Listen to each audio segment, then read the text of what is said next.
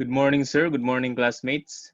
This is Decadet LAPEZ John Frederic speaking, and we are about to report uses of marine sextant and how it works.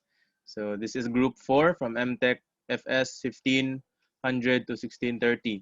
And my members are ILUSTRISIMO JETHRO, JADRAQUE JEASHA, LASPIñas Romandale, and me, LAPEZ John Frederic. So the first reporter would be ILUSTRISIMO.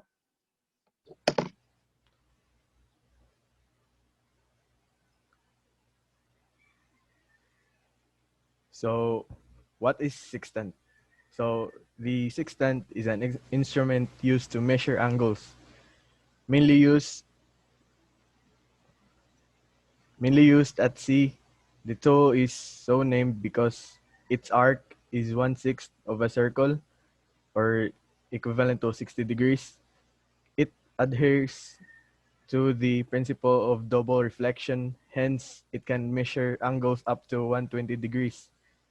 Practically speaking, the arc of the sextant is a little over 60 degrees, and therefore the total angle measurable is about 130 degrees. Sextant is an essential tool for celestial navigation and is used to measure at the angle between the horizon and a visible object, or two objects at sea. So next slide.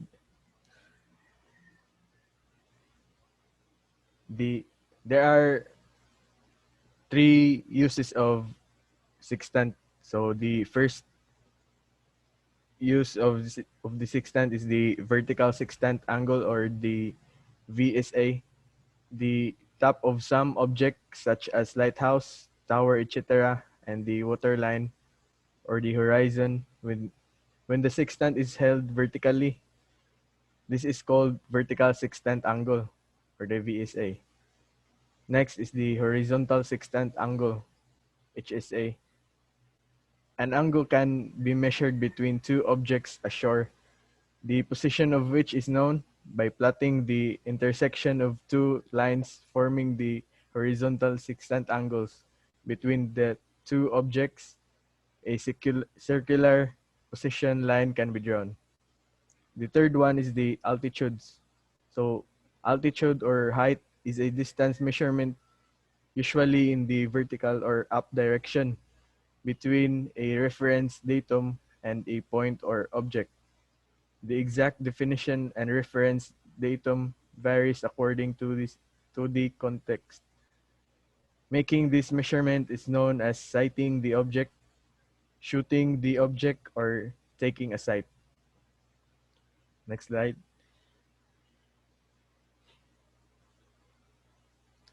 So there are two principles of sextant.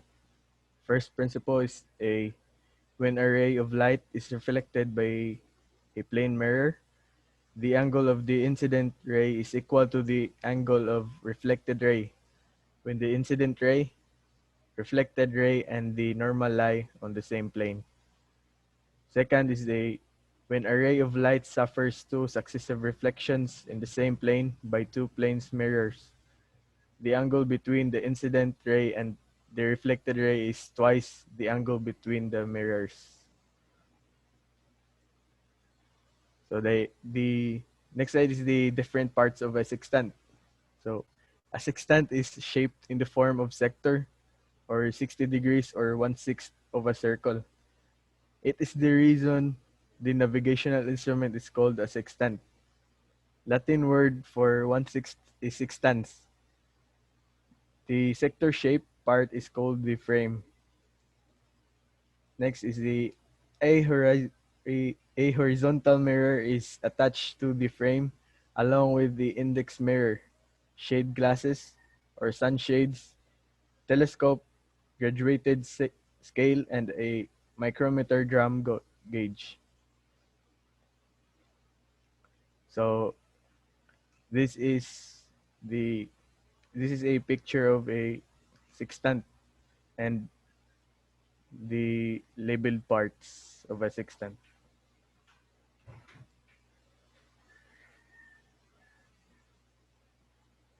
Next reporter.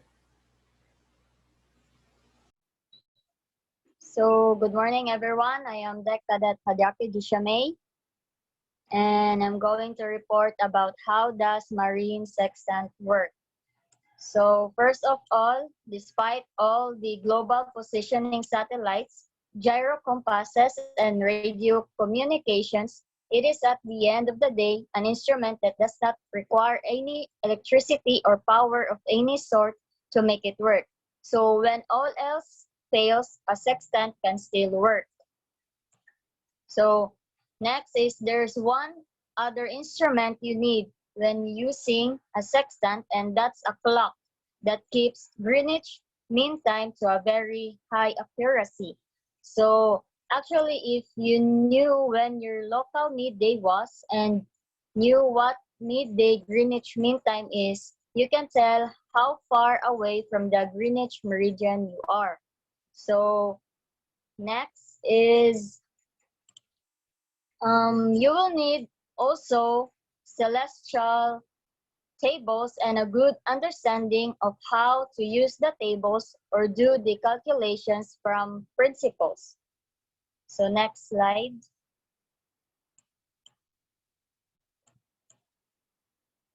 Then you will also need to be able to see things, the sun, moon, and stars, or bits of land.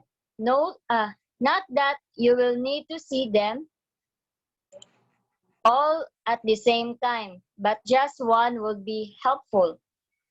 So also taking the noonday sight is the traditional way of navigating officers found their position in the old days. So there, if you knew when your local midday was and knew what midday Greenwich Mean Time is, you can tell how far away from the Greenwich meridian you are. So how do you know when it's your local midday? So that's when the sextant comes into use. So basically, a sextant measures the angle between two things. In this instance, it is the angle between the horizon and the sun. So checking to see you have sunlight filters in place, you look through the sextant and adjust a mirror to superimpose the image of the sun and the horizon. So take note, the filters stop the sun from blinding you. So lastly, watching carefully, you will see the sun climb in the sky. So keeping adjusting your mirror angle, you will notice it stop climbing and begin to drop down again. So noting the time of the highest point gives you the local time of midday. So in addition, the angle of the sun will tell you how far south or north of the equator you are, taking into account and the date and various of other considerations. So next, reporter.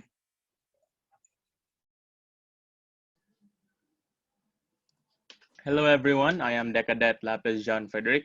So I am gonna report about position fixing by marine sextant and also its calculations. So first, celestial navigation can be used in daytime and nighttime depending on celestial reference of the navigator. So in getting the sextant altitude by sun, the appropriate time is noon. Of course, the sun is directly above the navigator and easier to spot using the marine sextant. You will have the upper limb and lower limb to calculate for the sextant altitude by sun. Let's go to the next slide. Okay, we are now in the calculation of sextant altitude by sun. So step number one, note date and ship position. So that's the first step. So this is just for example, 18th of December, 2017 in DR position, 22 degrees north and 154 degrees, 20 minutes west. So that's just an example. So for step number two, use marine sextant and determine sextant altitude of the sun, lower limb or upper limb. So you have to put the sun at the middle of the mirror inside the sextant. So you will determine if it is a lower limb or upper limb. You can use either of the two. So let's go. This is just for example, sextant altitude of the sun, lower limb. So we use lower limb was 44 degrees, 20.8 minutes.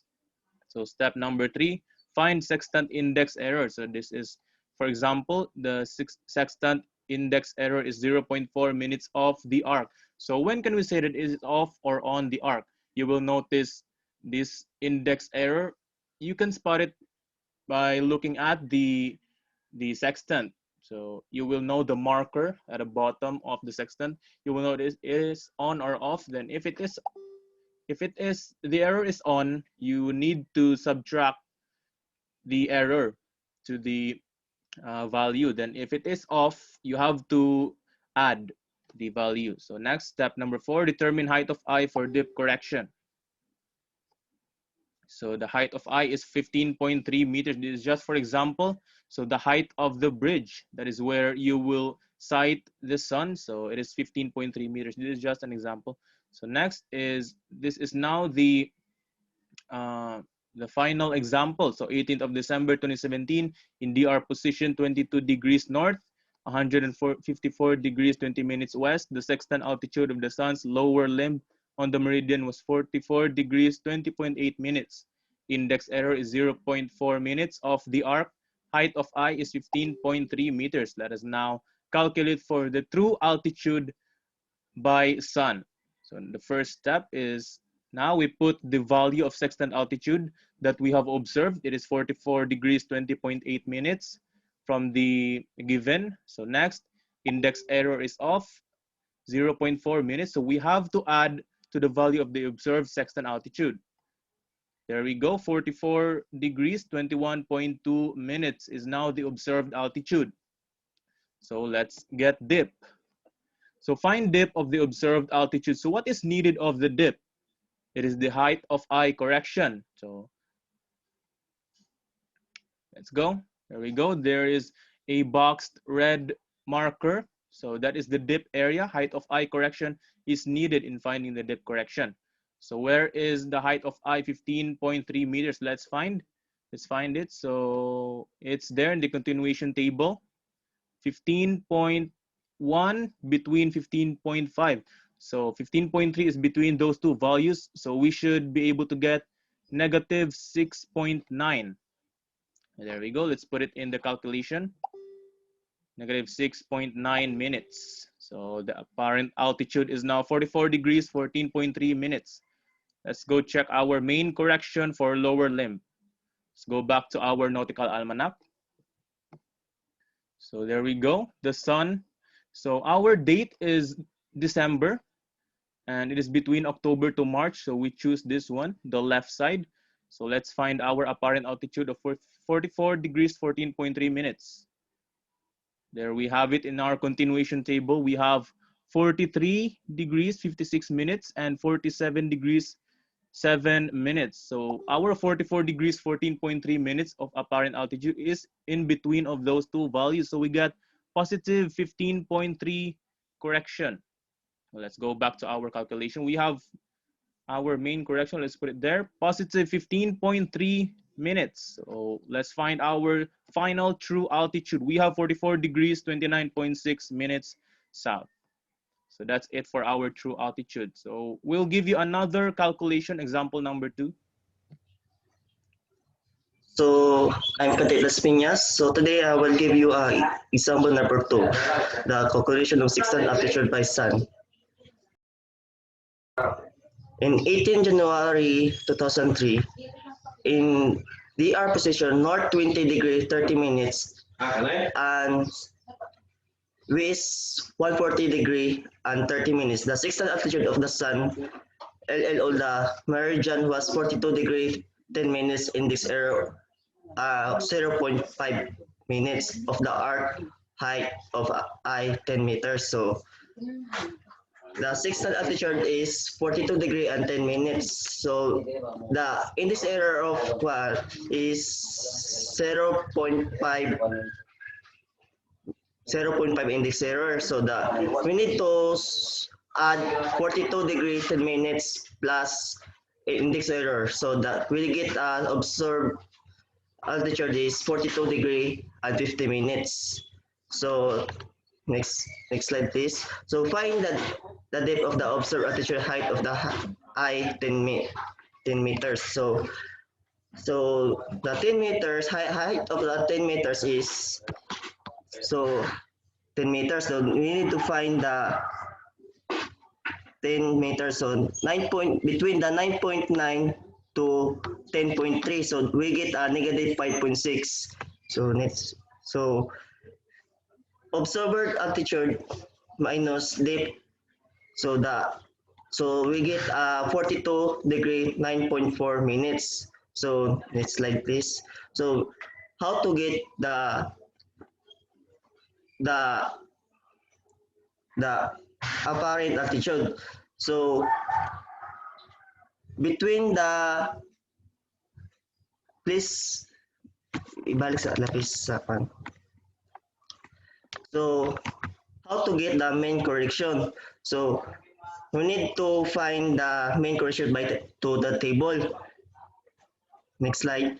So this is between the 41.08 to 43.59. We get 15.2 because the apparent altitude is 42.9.4 minutes. So we get 42 degree 24.6 minutes south. So that's it.